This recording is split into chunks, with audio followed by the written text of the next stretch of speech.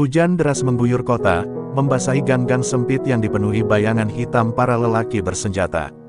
Di sebuah gudang tua di pinggiran kota, Tarman gondrong duduk di atas sofa kulit hitam dengan sebatang cerutu menyala di tangannya. Matanya yang tajam menyapu ruangan, memperhatikan anak buahnya yang berlutut di hadapannya. Seseorang baru saja gagal menjalankan tugas, dan Tarman tidak pernah memberi ampun. Tanpa peringatan, ia menarik pistol dari pinggangnya dan menembakkan peluru tepat di antara mata pria itu. Tubuhnya terjerembab ke lantai, darah mengalir membentuk genangan di bawahnya. Tidak ada yang berani bersuara. Di dunia ini, kesalahan kecil bisa berujung kematian. Sementara itu, di sudut kota yang berbeda, Prabowo berdiri di ambang pintu rumah sederhananya, memandang langit yang kelam. Ia menarik napas dalam, menikmati ketenangan yang jarang ia rasakan sejak meninggalkan kehidupan lamanya. Seorang pria yang dulu ditakuti, kini hanya seorang suami dan ayah yang ingin hidup damai. Di dalam rumah, istrinya, Sinta, tengah menidurkan putri kecil mereka, Aulia. Tawa kecil bocah itu adalah musik bagi telinganya, satu-satunya suara yang bisa meredam semua jeritan yang pernah ia dengar di masa lalu. Namun, ketenangan itu tidak bertahan lama. Malam itu, Prabowo menerima pesan singkat dari nomor tak dikenal. Kau pikir bisa lari dari bayang-bayang dunia ini? Tarman tak pernah melupakan pengkhianat. Bersiaplah. Prabowo mengepalkan tinjunya. Ia tahu ini akan terjadi, cepat atau lambat. Tarman bukan orang yang membiarkan siapapun pergi dengan mudah. Tapi ia tak akan kembali. Ia bersumpah, kehidupannya bersama Sinta dan Aulia lebih berarti dari semua darah yang pernah ia tumpahkan. Sayangnya, Tarman tidak memberi pilihan. Beberapa jam kemudian, Prabowo terbangun oleh suara kaca pecah. Rumahnya telah diserang. Ledakan kecil mengguncang ruang tamu, api mulai menjalar ke dinding kayu. Ia berlari menuju kamar Sinta dan Aulia, tetapi sekelompok pria bersenjata sudah di sana. Salah satu dari mereka menarik Sinta, sementara yang lain meraih Aulia yang menangis ketakutan. Prabowo menerjang mereka, pukulannya menghancurkan rahang salah satu penyerang, tetapi jumlah mereka terlalu banyak. Seseorang menghantam belakang kepalanya dengan gagang senjata. Pandangannya menggelap. Ketika ia sadar, rumahnya sudah menjadi lautan api. Asap hitam menyesakkan paru-parunya. Dengan terlatih, ia merangkak keluar dari reruntuhan, batuk darah, dan berteriak memanggil nama istri dan anaknya. Tapi hanya ada keheningan. Di antara kepingan kaca dan kayu yang terbakar, ia menemukan sesuatu yang menghancurkan dunianya. Gelang kecil milik Aulia, meleleh di atas tanah yang hangus. Prabowo tidak menangis. Ia tidak berteriak. Ia hanya berdiri di sana, membiarkan hujan membasahi tubuhnya yang berlumuran darah dan abu. Dalam keheningan malam, hanya ada satu hal yang ia rasakan, kehampaan. Ia tahu siapa yang melakukan ini. Ia tahu ini adalah pesan dari Tarman. Jika Tarman mengira ia sudah mematahkan Prabowo, maka ia telah melakukan kesalahan besar. Di suatu tempat di sudut kota, Tarman duduk di balik meja panjang, tertawa kecil saat mendengar laporan anak buahnya. Itu peringatan. Kalau dia masih punya nyali, dia akan datang padaku. Kalau tidak, berarti dia memang sampah, katanya sambil menyulut cerutu lainnya. Tapi di sudut ruangan, Rahmat, buaya, tangan kanannya, tidak setuju. Bos, kalau ada satu orang yang bisa menghancurkan kita, itu Prabowo, katanya. Tarman hanya tertawa lebih keras. Kalau dia masih punya hati, dia sudah mati sejak tadi. Tapi Prabowo tidak mati. Ia tidak akan mati. Malam itu, ia berjalan ke arah kegelapan, menuju dunia yang dulu ia tinggalkan. Kali ini, bukan untuk uang, bukan untuk kekuasaan, tapi untuk membalas setiap tetes darah yang telah Tarman tumpahkan. Dunia akan melihat, dan dunia akan tahu, sang Algojo telah kembali. Prabowo berdiri di depan cermin kecil di kamar hotel murah yang ia sewa di pinggiran kota. Cahaya lampu remang-remang menerangi wajahnya yang penuh luka dan goresan. Tangannya gemetar saat ia mencuci darah kering dari dahinya, tetapi bukan rasa sakit yang membuatnya bergetar, melainkan kemarahan yang membakar dadanya. Sinta dan Aulia telah tiada, dan satu-satunya hal yang membuatnya tetap berdiri adalah keinginan untuk melihat Tarman gondrong jatuh. Ia bukan lagi pria yang ingin hidup damai. Ia bukan lagi seorang ayah atau suami. Ia adalah bayangan dari masa lalunya yang kelam, sesuatu yang bahkan Tarman pun akan takutkan. Di luar, malam terasa lebih dingin dari biasanya. Prabowo menarik tudung jaketnya dan berjalan menuju gang belakang, tempat di mana dunia hitam masih mengenalnya. Ia butuh senjata, butuh informasi, dan butuh sekutu. Langkahnya membawanya ke sebuah bar kumuh bernama Lautan Dosa, tempat para kriminal, bandar narkoba, dan pembunuh bayaran berkumpul. Saat ia masuk, semua mata tertuju padanya. Beberapa dari mereka mengenalinya, beberapa bahkan pernah bekerja untuknya. Namun, satu orang yang ia cari adalah Randy, mantan polisi yang kini menjadi buronan. Randy duduk di pojok, menyesap whisky dengan ekspresi waspada. Ketika melihat Prabowo mendekat, ia mendesah berat. "Kau gila, Bo. Semua orang tahu Tarman ingin kepalamu. Kenapa kau muncul di sini?" Prabowo menarik kursi dan duduk di depannya. Matanya dingin, tanpa ampun. "Aku butuh orang yang benci Tarman sama seperti aku. Dan aku tahu kau salah satunya." Randy menyeringai pahit. "Dia menghancurkan hidupku, tapi perang ini tidak bisa kau menangkan sendirian." Prabowo mengeluarkan foto Sinta dan Aulia dari sakunya, foto yang sebagian hangus terbakar. "Aku tidak peduli menang atau kalah. Aku hanya ingin dia mati." Hening. Randy menatap foto itu, lalu meneguk habis minumannya. "Baiklah, aku punya sesuatu untukmu," katanya sambil meletakkan amplop coklat di atas meja.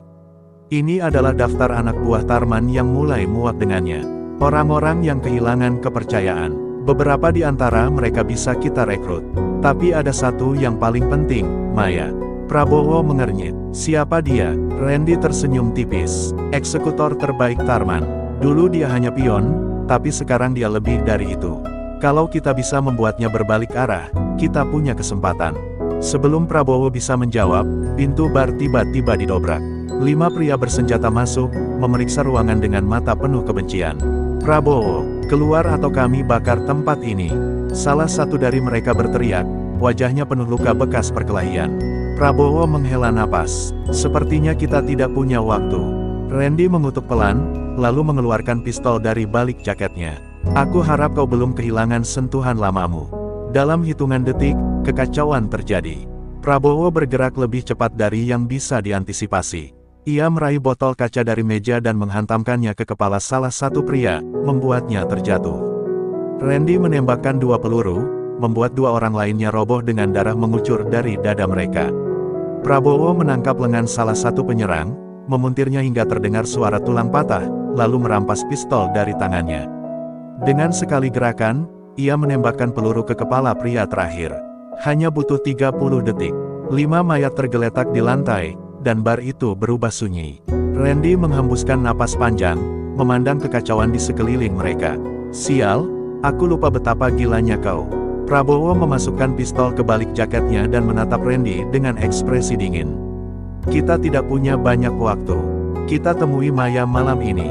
Di tempat lain, di sebuah gedung tinggi yang menghadap kota." Tarman gondrong berdiri di balkon, menatap lampu-lampu jalan dengan senyum penuh kebengisan. Di belakangnya, Rahmat Buaya, berdiri dengan tangan bersedekap. "Orang-orang kita baru saja terbunuh di bar," kata Rahmat. Tarman tidak terkejut, ia hanya mengangguk kecil. "Aku sudah menduganya. Itu artinya dia masih hidup, dan lebih berbahaya dari yang kita kira." Lalu, ia berbalik, menatap Rahmat dengan mata penuh rencana. "Sebarkan pesan. Aku ingin semua orang di kota tahu, Prabowo adalah pria mati yang berjalan." Malam itu, Prabowo dan Randy melaju dengan mobil curian menuju sebuah gudang tua di kawasan pelabuhan. Udara terasa dingin, angin laut membawa aroma garam yang tajam, tetapi Prabowo tak peduli. Ia hanya fokus pada satu hal, menemukan Maya. Jika Randy benar, Maya bisa menjadi kunci untuk menjatuhkan Tarman. Namun, Prabowo tahu betul bahwa orang-orang seperti Maya tidak akan mudah diyakinkan, terlebih jika ia masih setia kepada sang penguasa kriminal. Saat mereka tiba di lokasi, gudang tampak sepi, tetapi Prabowo bisa merasakan sesuatu yang salah. "Ini jebakan," gumamnya pelan. Randy mengangguk, tangannya sudah bersiap di atas gagang pistolnya. Namun, sebelum mereka bisa bereaksi, suara tepukan tangan menggema di dalam ruangan yang luas. Dari balik bayangan, seorang wanita bertubuh ramping dan bersenjata lengkap berjalan mendekat. Wajahnya dingin, tanpa ekspresi. "Maya, kau benar-benar bodoh, Prabowo," ucap Maya dengan nada datar. "Tarman sudah tahu kau akan mencariku. Dia tahu kau akan datang ke sini. Ia mengangkat pistolnya, mengarahkannya ke kepala Prabowo. Namun, tangan Maya sedikit gemetar, seolah ada konflik di dalam dirinya. Aku seharusnya membunuhmu sekarang juga. Prabowo tetap tenang. Kalau begitu, kenapa kau belum menarik pelatuknya? Suasana hening. Randy perlahan meraih pistolnya, tetapi Prabowo mengangkat tangannya, memberi isyarat untuk tidak bergerak. Aku tahu kau mulai meragukan Tarman. Kau bukan hanya eksekutor, Maya. Kau lebih dari itu. Kau tahu dia bukan lagi raja yang tak tersentuh. Kau tahu waktunya sudah habis. Mata Maya bergetar sejenak, tetapi sebelum ia bisa menjawab, suara langkah kaki bergema di luar gudang. Prabowo langsung menyadari apa yang terjadi. Tarman telah mengirim pasukan untuk menghabisi mereka. Seketika, suara tembakan pertama meletus, memecahkan keheningan. Peluru menghujani gudang seperti badai maut. Prabowo dan Randy berlindung di balik peti kayu sementara Maya berbalik melawan mantan rekan-rekannya sendiri.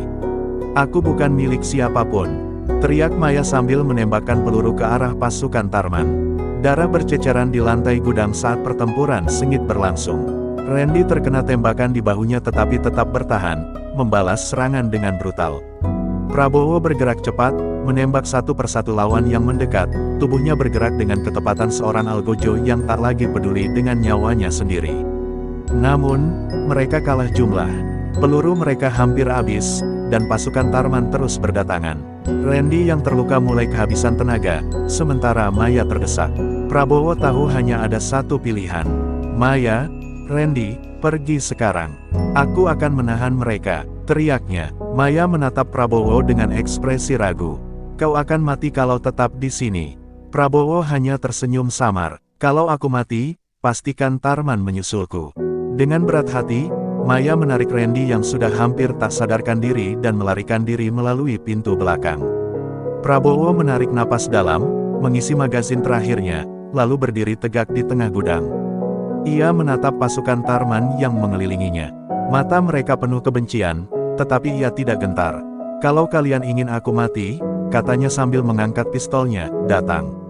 Dan ambil sendiri. Suara tembakan kembali memenuhi malam. Udara di dalam gudang dipenuhi asap mesiu dan bau darah. Prabowo berdiri di tengah lautan mayat, napasnya berat, tubuhnya dipenuhi luka tembak dan sayatan. Pistolnya kosong, tetapi tangannya masih menggenggam senjata itu seolah menolak menyerah. Namun, ia tahu, ia tak bisa bertahan lebih lama. Dari balik kepulan asap, suara langkah kaki terdengar mendekat. Lalu muncullah sosok yang sudah ia duga sejak awal, Rahmat Buaya, tangan kanan Tarman, berdiri dengan senyum sinisnya. Aku selalu tahu kau keras kepala, Prabowo, kata Rahmat sambil menyalakan rokok. Tapi kau terlalu lama hidup di luar dunia ini. Kau pikir bisa melawan kita sendirian. Rahmat mengisyaratkan anak buahnya untuk mengelilingi Prabowo. Ada 6 orang tersisa, semua bersenjata lengkap. Prabowo hanya tertawa kecil, meski darah merembes dari sudut bibirnya. Kalau aku sendirian, kenapa kau membawa pasukan? Sebelum Rahmat bisa menjawab, ledakan keras menghancurkan salah satu dinding gudang. Dari balik kobaran api, Maya dan sekelompok pria bersenjata muncul, memberondongkan tembakan ke arah pasukan Rahmat. Ternyata Maya tidak melarikan diri sepenuhnya. Ia kembali dengan sekelompok orang yang diam-diam membenci Tarman. Para pengkhianat. Pertempuran pecah sekali lagi, tetapi kali ini Prabowo tidak sendirian. Dengan tenaga yang tersisa, ia merebut pistol dari salah satu anak buah Rahmat dan ikut bertempur. Satu demi satu, pasukan Rahmat tumbang. Melihat keadaan berbalik, Rahmat mundur ke belakang, menyadari bahwa situasi sudah tidak menguntungkan. Tarman tidak akan membiarkan ini, teriaknya sebelum berlari ke dalam kegelapan malam. Setelah pertempuran mereda, Maya mendekati Prabowo, matanya penuh emosi yang sulit dibaca. Aku tidak bisa membiarkanmu mati begitu saja, katanya. Prabowo tersenyum lemah. Kalau begitu, mari kita selesaikan ini bersama. Ia menatap ke arah kota yang berkilauan di kejauhan, tempat Tarman masih duduk di atas tahtanya. Malam ini, perang sudah dimulai. Sementara itu, di sebuah gedung tinggi, Tarman gondrong duduk di kursinya, mendengarkan laporan dari Rahmat yang kembali dalam keadaan babak belur. Wajahnya tetap tenang, tetapi sorot matanya berubah gelap. Mereka ingin perang, gumamnya sambil menyesap anggur merah di tangannya. Kalau begitu, kita beri mereka neraka. Tarman lalu berdiri, menatap pemandangan kota dari balik jendela kaca raksasanya. Kumpulkan semua orang. Kita buat Prabowo menyesali keputusannya. Rahmat mengangguk dan bergegas pergi. Di tempat lain, di sebuah gudang aman di pinggiran kota, Prabowo, Maya, dan para pemberontak merancang strategi. Malam ini mereka berhasil selamat, tetapi perang baru saja dimulai. Dan Prabowo bersumpah, tidak akan ada lagi tempat bagi Tarman di kota ini. Malam semakin larut, tetapi kota tidak pernah benar-benar tidur. Di sekelilingnya, kehidupan terus berdenyut di balik lampu-lampu jalan yang berkedip samar. Namun, malam ini berbeda. Malam ini, kota bergetar dalam ketakutan. Orang-orang berbicara dalam bisik-bisik tentang perang yang akan pecah, tentang bayangan lama yang kembali menghantui. Di salah satu gudang tua di pinggiran kota, Prabowo menatap peta besar yang tergantung di dinding, jari-jarinya bergerak menandai lokasi penting. Ia tahu, serangan harus dilakukan dengan cermat. Jika mereka gagal, Tarman akan menghancurkan mereka tanpa ampun. Maya berdiri di sampingnya, matanya penuh fokus. Tarman tidak akan menunggu. Dia akan menyerang lebih dulu, katanya. Randy, yang masih memegangi luka tembak di bahunya, mengangguk. Kita harus mendahuluinya. Jika kita bisa merebut gudang senjata di distrik barat, kita punya peluang. Prabowo mendengarkan dengan saksama, pikirannya berputar cepat.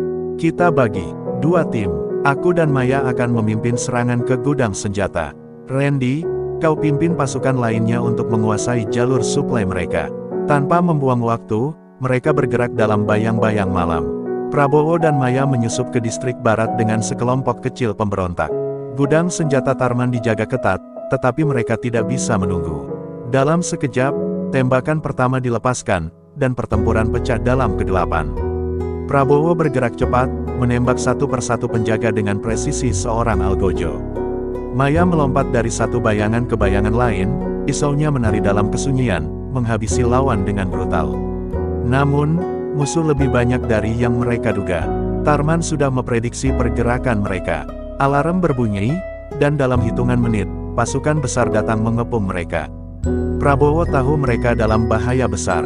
Mundur, teriaknya, tetapi sebelum mereka bisa bergerak, ledakan besar mengguncang gudang. Api menjalar kemana-mana, menciptakan neraka yang mengurung mereka. Di tengah kekacauan, Maya berteriak, kita harus keluar dari sini. Prabowo menoleh, melihat beberapa orangnya terbakar hidup-hidup. Mereka tidak akan semua selamat. Dengan cepat, ia meraih granat asap dari sabuknya dan melemparkannya ke tengah pertempuran, menciptakan selubung kabut tebal. Pergi sekarang, perintahnya. Dengan sisa tenaga, mereka berlari menembus api dan peluru, meninggalkan tempat itu sebelum semuanya runtuh. Sementara itu, di markas Tarman, sang penguasa kriminal itu duduk di depan layar monitor, menyaksikan kehancuran melalui rekaman drone. Ia tersenyum tipis. Kau bisa mencoba sekeras mungkin, Prabowo, gumamnya. Tapi ini kotaku, dan aku akan menguburmu di dalamnya. Ia lalu berbalik ke arah Rahmat. Lepaskan kartu truf kita, biarkan dia tahu bahwa tidak ada tempat aman baginya. Di tempat persembunyian Prabowo, mereka baru saja tiba setelah melarikan diri dari neraka di distrik barat. Luka dan kehilangan terasa di setiap sudut ruangan. Maya membanting tinjunya ke meja. Kita tidak siap, kita kehilangan terlalu banyak orang. Prabowo mengangguk, rahangnya mengeras. Ia menatap semua yang tersisa, orang-orang yang masih mempercayainya. Ia tak bisa mengecewakan mereka. Ia tak bisa berhenti sekarang. Namun, sebelum ia bisa merencanakan langkah berikutnya, telepon genggamnya bergetar. Sebuah pesan muncul di layar. Sebuah foto. Foto Sinta dan Aulia, masih hidup, terikat, disandera, dengan satu pesan di bawahnya. Jika kau ingin mereka kembali, datang sendiri. Tanpa pasukan, tanpa senjata, atau mereka mati di depan matamu. Darah Prabowo membeku. Malam ini, perang bukan hanya tentang pembalasan. Malam ini, ia harus memilih antara dendam atau keluarganya. Hujan deras mengguyur kota, membasahi jalanan yang dipenuhi bayangan dan dosa. Prabowo berdiri di depan cermin retak, menatap wajahnya yang dipenuhi luka dan kelelahan. Di tangannya, ponsel masih menampilkan foto Sinta dan Aulia yang terikat, wajah mereka dipenuhi ketakutan. Tarman telah menjadikan ini lebih dari sekadar perang, ini adalah hukuman. Hukuman karena Prabowo berani melawan. Maya masuk ke dalam ruangan, matanya penuh kecemasan. Kau tahu ini jebakan, bukan? Katanya lirih. Prabowo mengangguk. Aku tahu. Randy yang duduk dengan perban di bahunya menatapnya tajam. Kau tidak bisa pergi sendiri. Kau akan mati. Prabowo hanya tersenyum kecil. Jika itu harga yang harus dibayar, maka aku akan menerimanya. Ia mengenakan jaket kulitnya, memasukkan pistol ke dalam sarungnya, meski ia tahu ia tak bisa menggunakannya. Tarman pasti akan memastikan dia datang tanpa senjata. Namun, ia bukan pria yang hanya mengandalkan senjata. Ia telah hidup dan mati di jalanan. Ia tahu bahwa pertempuran sejati bukan hanya tentang siapa yang bersenjata. Lebih banyak, tetapi siapa yang berani memberikan segalanya. Dengan langkah mantap, ia menuju tempat yang ditentukan, sebuah gudang tua di tengah kota. Saat ia tiba, gerbang besi berderit terbuka, memperlihatkan pemandangan yang membuat dadanya sesak. Sinta dan Aulia terikat di kursi, wajah mereka penuh luka. Dan di depan mereka, berdiri Tarman Gondrong, mengenakan jas hitamnya, merokok dengan tenang. Kau datang, kata Tarman sambil tersenyum sinis. Aku tahu kau tidak akan bisa menolak. Prabowo menahan amarahnya, tangannya mengepal. Lepaskan mereka, ini urusan kita. Tarman tertawa kecil, lalu melangkah mendekat.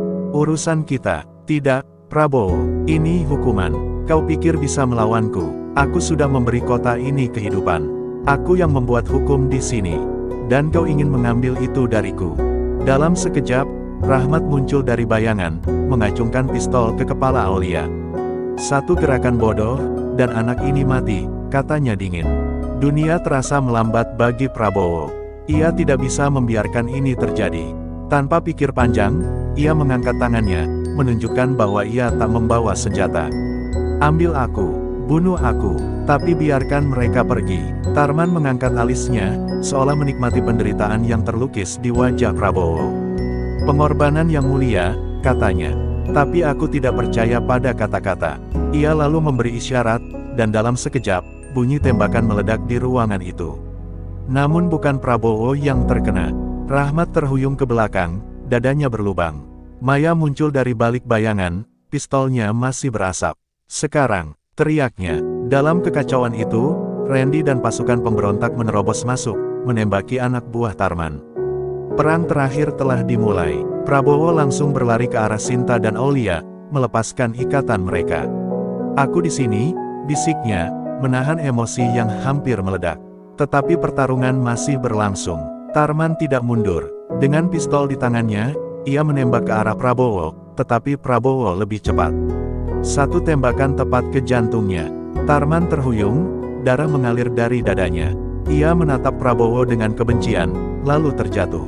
Sang raja telah tumbang. Hening memenuhi ruangan. Yang tersisa hanyalah suara hujan di luar sana. Prabowo berlutut, memeluk keluarganya erat. Akhirnya, setelah semua yang hilang, ia masih memiliki sesuatu yang berharga. Maya mendekat, menatap tubuh Tarman yang tak bernyawa. Ini sudah selesai, katanya. Prabowo menatap kota yang terbentang di luar sana. Tidak, ini bukan akhir. Ini adalah awal dari sesuatu yang baru. Kota ini telah terlepas dari cengkeraman iblisnya. Kini, ia harus memastikan tidak ada lagi yang seperti Tarman muncul kembali. Malam itu, hujan terus turun, membasuh darah dan dosa yang telah lama meracuni kota. Prabowo, mantan preman yang ditakuti, kini bukan lagi algojo, ia adalah penjaga keadilan yang baru.